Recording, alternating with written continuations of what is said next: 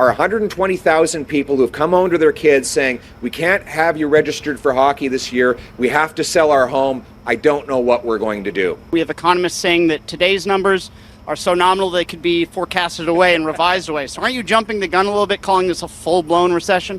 Right. So I know that there's a lot of excuses being made for Mark Carney today, and I'm not surprised. By the way, which outlet are you with?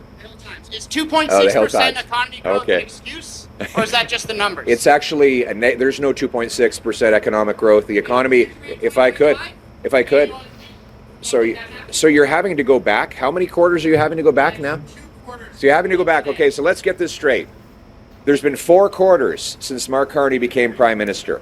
The economy shrunk in 3 of those 4 quarters. Canada is the only G7 country for which that is the case.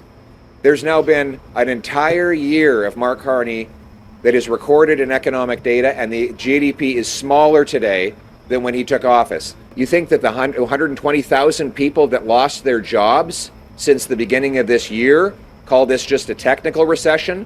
No, they call this real job loss. And then you have the delinquency rate that is up 32% year over year at 17-year highs. We have the highest household debt of any country in the G7, the worst housing costs of any country in the G7. For most of the last year, the worst food price inflation of any country in the G7. So yes, you are making excuses and trying to hide from the reality that Mark Carney has given Canada the worst economy in the G7.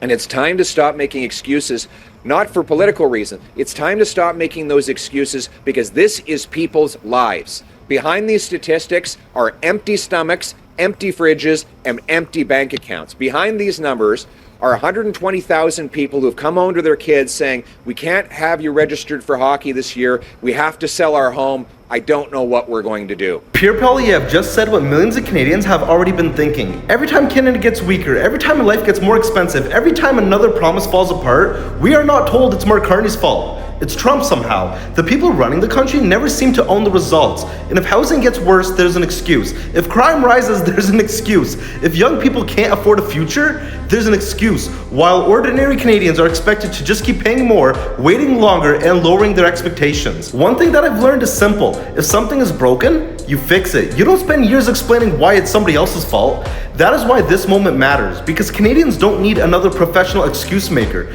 They need leaders who measure success by outcome. Pierre is the guy. So if you're tired of watching politicians explain away failure while your quality of life keeps declining, follow me, because I'll keep saying what too many people in this country are too afraid to say.